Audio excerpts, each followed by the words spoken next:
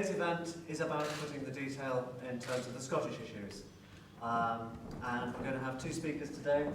Our MEP and the candidate for this constituency here in Falkirk, David Coburn, and our chairman, Arthur Misty Thackeray, who is a candidate for Glasgow East.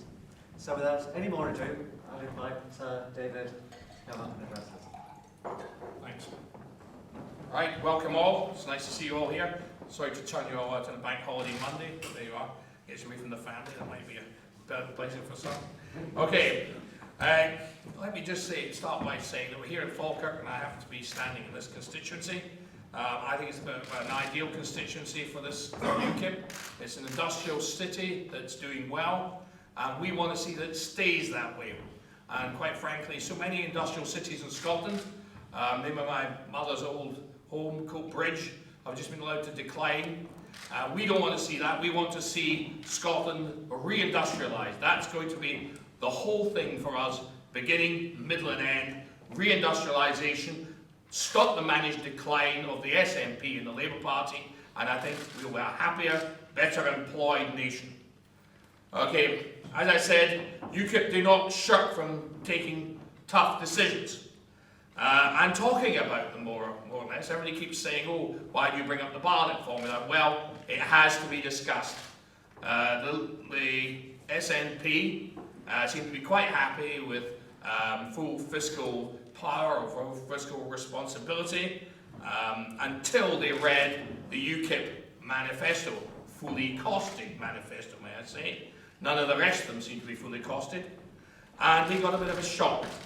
And suddenly, the First Minister decides she's going to change her policy, and suddenly they go Barnett mad. So, if we've done anything else, we've jerked the lead of the First Minister and brought her to heel a wee bit with a bit of common sense. She now realises the folly of the SNP's ways. The Barnett formula was cooked up, as I said, 35 years ago, before Scottish and Welsh parliaments were around, and was a temporary measure. Cooked up on the back of a fag packet, more or less. It was a temporary measure. Now this needs to be discussed, and it needs to be discussed in a constitutional convention after the general election. And it has to be discussed, or not, it's not going to be dictated by Scotland. It must be discussed by all the partners in the marriage, which is the United Kingdom. The First Minister seems to think she can dictate, and the SNP think they can dictate to the rest of the UK. It's not like that. They are our friends and allies, both in peace and war, and also our biggest markets throughout the world. So going around insulting your biggest market is rather foolish. So we need to discuss this. It needs to be done in an ordered way. We now have our own parliament here in Scotland. They don't seem to be doing very much. Let's give them a job. It's high time that taxes were raised here as well. If Scotland wants something that other partners in our alliance or marriage of nations want, then there's absolutely nothing to stop the Scottish Parliament raising the money. They have the power already, so I don't see why it's such a problem.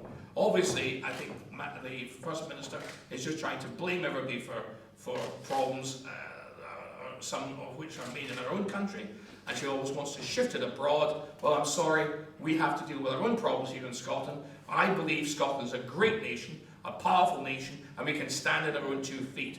And we are better off within the United Kingdom, which quite frankly is good for us all. It shares out the problems when we have the trouble as we have in Scotland with the oil drop. That's caused enormous problems in Aberdeen. And, you know, being part of the United Kingdom means there are other parts of the UK that might do well out of lower oil prices. And that can balance it out, and we can spread the problem across the whole nation. It's the same with pensions, which are another major problem for Scotland. I mean, I wouldn't like to leave my pension in the hands of the Scottish National Party, the people who did not predict an oil crisis, the people who did not see that Scotland was going to be in the most tremendous trouble. And if we'd all voted yes, as the SNP wanted us, then what would happen? We'd have the IMF in now, we would be bust. We wouldn't be able to pay for social services, pensions, anything. So quite frankly, their advice and their thoughts on economics are quite frankly fantastical. UKIP will be fighting to put MSPs in Holyrood to that end. in next year's Assembly, or next year's Parliament, and we will be fighting hard for that. At the moment, it looks as if we get about 8 people in. I hope for a lot more, and we will be attacking Salmon on his own backyard while he's causing trouble in the United Kingdom Parliament in Westminster. I do not think that that's in Scotland's interests. They'd say they're going there to fight for Scotland. They're not going there to fight for Scotland, they're going to fight with the English. And quite frankly, that does not help our business. Making war on our biggest trading partner is not a way to conduct our national affairs. Business up here is utterly terrified. I'm a businessman all my life. I'm terrified about what the prospect of this, and I'm sure other people are too. So we will put people in Holyrood, and we will do what we can for Scotland, and we will keep our taxes in line with England's, but perhaps we will want to have different taxes. That's for some things that Scots want, and we will be happy to do that. There's no point in having a parliament if we don't use it, so let's use it. But let's use it in a sensible way to hold the union together. I want to see, and UKIP want to see, a more federal arrangement. I think that's the best way to solidify the union. You'll be hearing more about it from our chairman, Misty, who will give you the details, but quite frankly, I think the future for the United Kingdom is a more federal structure. And that will keep the union together and unfortunately frustrate the First Minister and her allies. As I say, there are many things in Scotland I feel upsets things in general. One thing is the UKIP will be doing is spending 2% of GDP on NATO, as we requested to do. Scotland's a martial nation, it's a military nation. The Army, Navy and Air Force are our national business and have been for centuries. You know, from Waterloo to Afghanistan, you know, we have been a martial nation. We will not be ridding ourselves of Trident. We feel that Scotland must do her bit. We always have. We've always defended people throughout Europe. In the last war, no one was more active than the Scottish soldier in liberating Europe and the world. Quite frankly, we've always done our bit. I don't want to see Scotland turned into some sort of stripped pine Scandinavian peacenik stoner republic that the SNP seem to favour. Well, they can take it and stick it, because quite frankly, we are a military nation and we are going to look after our soldiers. We want to appoint a minister for veterans, and we want to have a dedicated hospital in the UK for our boys when they come back, our girls, come back injured with lost limbs and the rest of it. We want to look after our veterans. We want to make sure they get jobs, to make sure that they get, after 12 years service, a chance to be in the prison service, the police, and that they get housing, looked after in housing at the top of the list. That's important. We've got to look after our services. These people protect us and our way of life. Well, as I said, Falkirk is a Scottish industrial town, and UKIP wants it to keep it that way. Our programme is jobs, jobs, jobs. UKIP is the party of progress, from eliminating the class system to re-industrialising Scotland. We want to keep Grangemouth Oil Refinery open, and for that, fracking may well be required. If proved, obviously, safe and wanted by the local people. We want to see the coal receipts put into a sovereign wealth fund, which will look after our old people, something no one else is considering, but we are. In the modern day, we want to see the coal mines reopened. We're sitting on a pile of coal which industrialised Scotland in the 19th century. But nowadays we have clean coal technology. We can eliminate nearly all emissions. So why not do that? Why not if you're sitting on tons of coal, why not use it? The SNP seem to want us to throw us back into the days of William Wallace, and not in a martial way, but in a sort of sitting in a mud hut with no electricity, with a Russian lamp. Well, sorry, the average person in the Pebble Dash in Glasgow or Edinburgh, I think that's a hard sell, and I think they'll be voting for UKIP. So I want to keep Long Aglet open, which is the borders of this constituency here. I want to see supply cheap power for 2/3 of Scotland, which it can do, when these ridiculous, overpriced windmills that, quite frankly, destroy the Scottish countryside and ruin our tourist trade. Who's coming hundreds of miles to look at a load of ugly German propellers? I don't think many people. What it does to bird life, I can't begin to imagine, but it's, I refer to them as oversized bird blenders. And I'm very keen on wildlife, and I am not keen on oversized bird blenders. As I said, Falkirk is a successful industrial town. UKIP want to use us as an example to the rest of the Central Belt. We want reindustrialisation, not the managed decline of the SNP and Labour. UKIP will emphasise enterprise.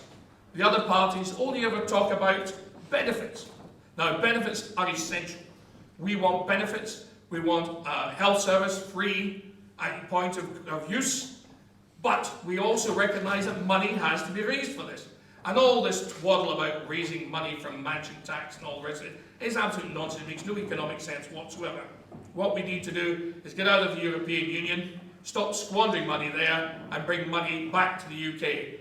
We need to spend money on hospitals. Of the 8 billion we'll save by leaving the EU, 3 billion of that can be used for the health service. Of course, proportion of the Scottish part of that. And quite frankly, that's in our interest. They keep saying we can't have a health service if we don't import doctors and nurses throughout the world. This is because they have not been training doctors and nurses. It's a disgrace. 100,000 people who applied to be nurses, only 19,000 were taken on, and 81,000 were not. Now that is a disgrace in the land of Dr. Livingston. I can't understand why we're not producing our own doctors and nurses for our own hospitals. It is thoroughly immoral to steal doctors and nurses from third world countries who have spent a great deal of money to train those staff. It is theft, it is immoral. So I want to see us having our own doctors and nurses. The UKIP will create an environment to encourage enterprise. We do not require open-door EU immigration to fill our jobs. We want an Australian points-based system and a moratorium on non-skilled labour to prevent wage compression, upward pressure on rents and housing, and to protect the health and social services of this country. Moreover, we want to encourage young Scots to stay in Scotland. The SNP keeps saying we haven't enough people here. Well, we would have if we didn't have the SNP. Young Scots want to make money. They don't want to be told, you are an evil person because you want to start a business, you want to make money. Tosh. We want people to stay in this country, and they will only do that if we create an environment that for ambitious young Scots to use to create their lives and to employ their fellow Scots. That's what UKIP's all about. Well, ladies and gentlemen, without further ado, I'm going to hand over to my esteemed colleague and the chairman of UKIP Scotland, a very fine man, without which I could not operate, I must admit. He is my right arm and my right leg, and he's very good at buying drinks as well. So I shall hand over to Misty Thackeray.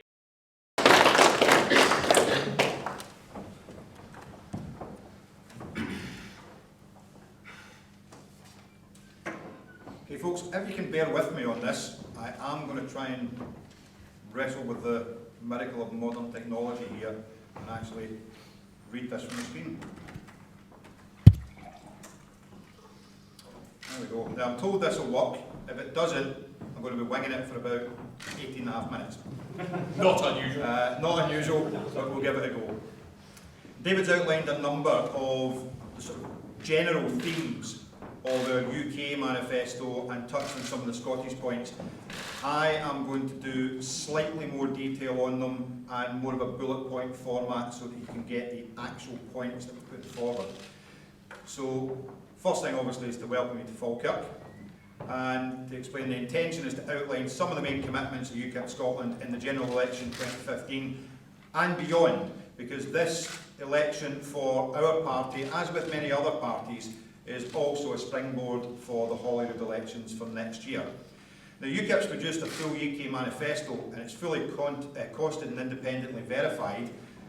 As a uniquely single whole UK party, the commitments contained within it apply proportionally to Scotland. We do however accept there are a number of areas on which the Scottish people will want to know exactly where UKIP stand, including some which may be devolved. For this reason, we'll outline the position taken in Scotland. So let me start this by confirming that UKIP is a unionist party. Our commitment to the UK Union is written into our core like a stick of Blackpool rock. Maybe that should be Edinburgh rock. That said, in this post-separation referendum era, told you this wouldn't work. In the post-separation referendum era, the main commitments of UKIP in Scotland for the general election. Oh, 2 seconds. Sorry, chaps, I told you this wouldn't work. Go back to the old technology. Yeah, I'm going to wing it now. Okay. As we believe in UKIP, we accept that we must now move towards a future union framework, and that future union framework will be of some sort of federal variety, with the 4 home nations having parliaments feeding into a central parliament at Westminster. Now, we're not at the point yet of laying down exact details of how the future union will look. But the most important thing is that we start discussing the process for achieving it. As UKIP said throughout the separation referendum campaign, it was never a Scottish-only issue, but one that equally affected the whole of the UK and beyond, and its outcome, whether yes or no, would bring about a major constitutional change. So where do UKIP in Scotland stand?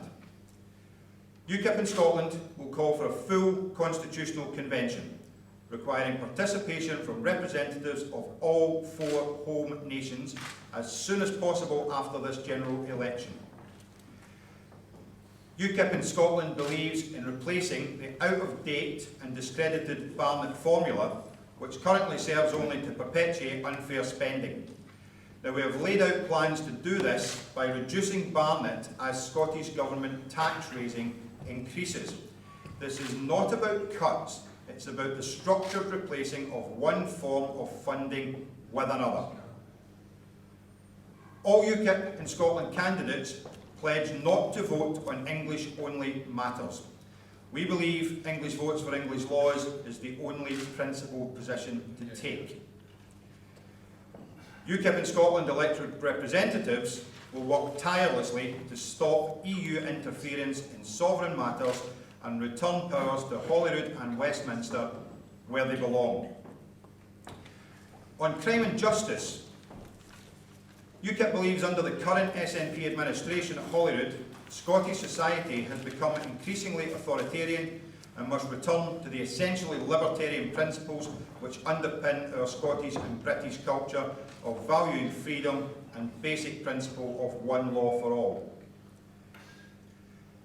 We will work to decentralise Police Scotland and return accountability to local police authorities. We will oppose any attempt to fully arm Police Scotland, be they overt or by stealth.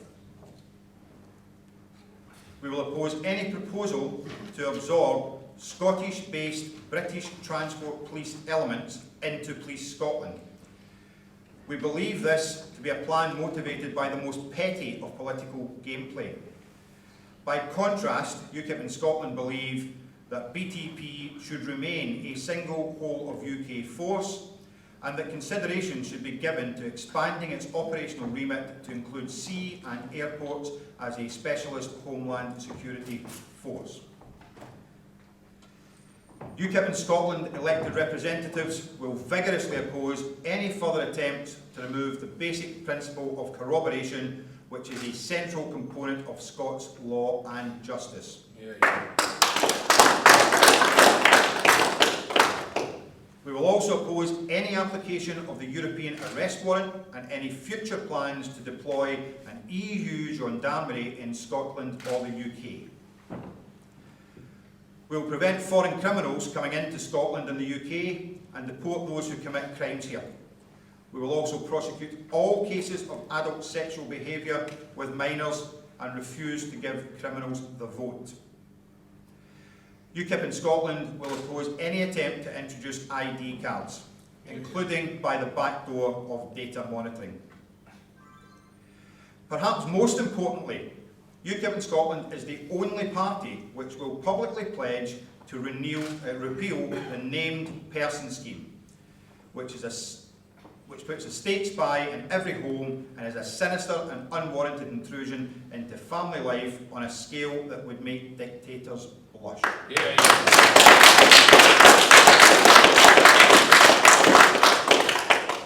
On defence, I'll reiterate and echo what David said, that Scotland is a martial nation, with a long and proud tradition of armed service.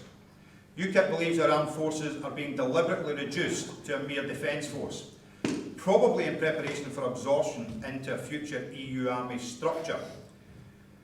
UKIP in Scotland believes that the UK must retain its tri-service capability and that the defence footprint in Scotland must be maintained or increased.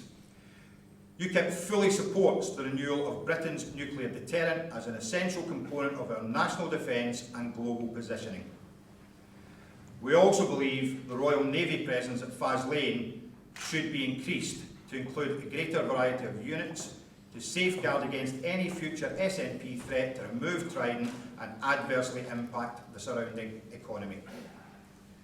It's also vital Scotland retains its Royal Marine Commando capability, so we will oppose any plans to close the Condor home of 4-5 Commando at Arbroath.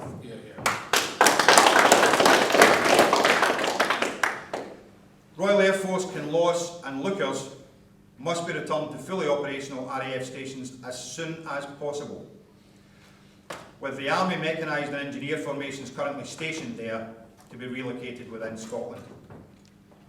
UKIP in Scotland will oppose any plans for an EU army, the integration of Scottish and British troops within it, or any plans to station or deploy it in Scotland or the UK.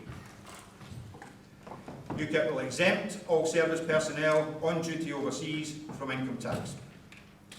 We will increase defence spending to 2% of GDP as required by our membership of NATO.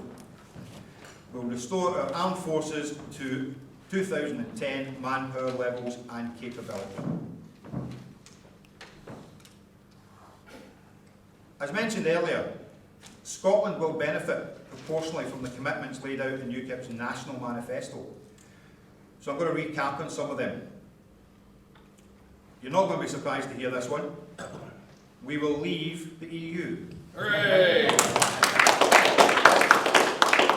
That will save us £55 million per day, and we will take back control of our borders. We will introduce an Australian-style points-based immigration system to assess all migrants to Britain on a fair and equal basis. We will end the access to benefits and free NHS treatment for new immigrants until they have paid tax and national insurance for 5 years. We will also raise the personal tax allowance to at least £13,000, taking those on minimum wage out of tax altogether. We'll also ensure that big corporations pay their fair share of tax. Again, this is one that may surprise some of you, but we have put it out there so many times and no one seems to be listening, so let me state this again crystal clearly. UKIP will keep our NHS free at the point of delivery and time of need. We will end health tourism by making sure those ineligible for free NHS care pay for treatment. We'll also integrate health and social care and bring both under the control of the NHS. We'll protect services such as daycare centres, home care, Meals on Wheels. We'll also invest any tax profits from fracking into setting up a sovereign wealth fund to pay for elderly care. On pensions, we'll introduce a flexible state pension window so you can still take a slightly lower state pension at age 65, even as the state pension age increases. UKIP will scrap the bedroom tax and end ATOS-style work capability assessments and return the system and funding to GPs. UKIP will honour the existing childcare voucher and tax-free childcare schemes. We will also offer wraparound childcare before and after school for every school-age child.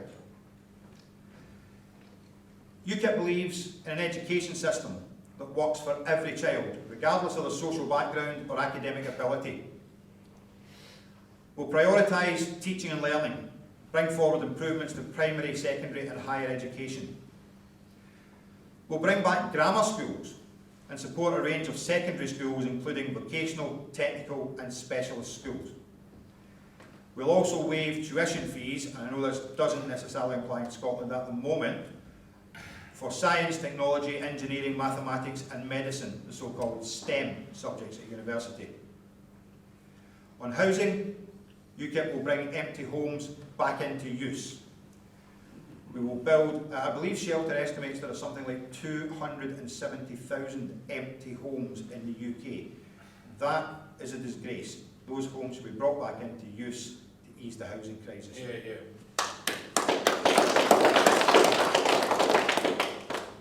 We've also laid out a commitment in the UK Manifesto to build 1 million new homes on brownfield sites by 2020. We'll also prioritise social housing for those with local connections to an area.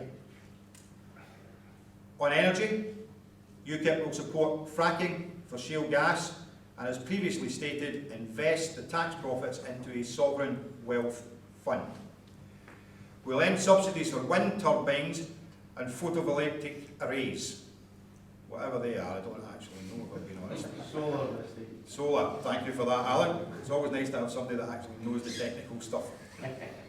We'll support renewable energy where it can deliver electricity at competitive prices. We'll force energy companies to end higher charges for prepayment meters, which do nothing but penalise the poorest in society. On employment, UKIP will protect workers' rights. We will enforce the minimum wage and end the abuse of 0 hours contracts.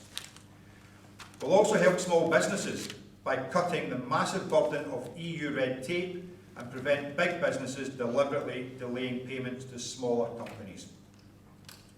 I'm very proud to say that UKIP will fully honour our military covenant. At UK level, we'll appoint a new dedicated Minister for Veterans attached to the Cabinet Office.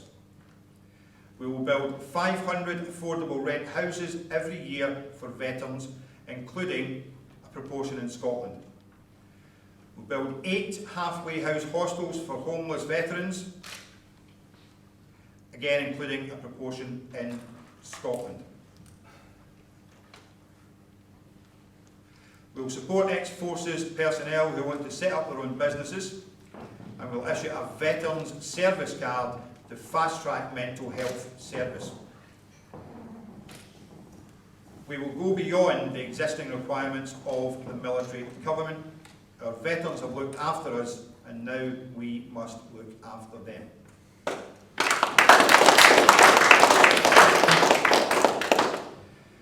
So as you can clearly see, UKIP is a party with a wide-ranging policy portfolio as we go into GE 2015 and beyond. A party which is a new political model that is cross-class and cross-issue, as relevant in Scotland as it is all other parts of the UK. So in conclusion, I would say to the Scottish electorate,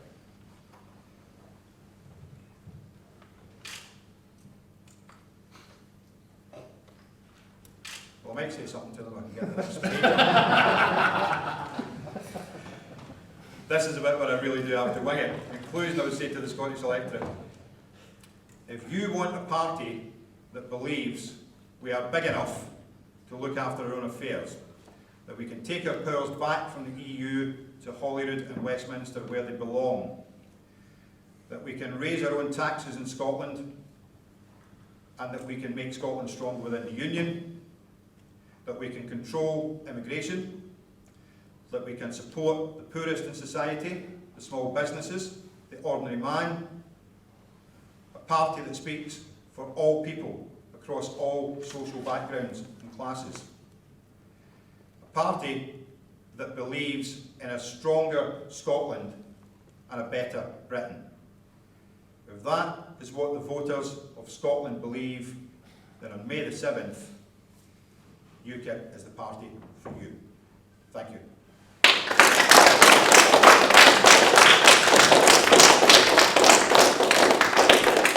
I'm now just going to ask our chairman, Kevin Newton, to chair a quick. You didn't frankly have the balls to put country before party.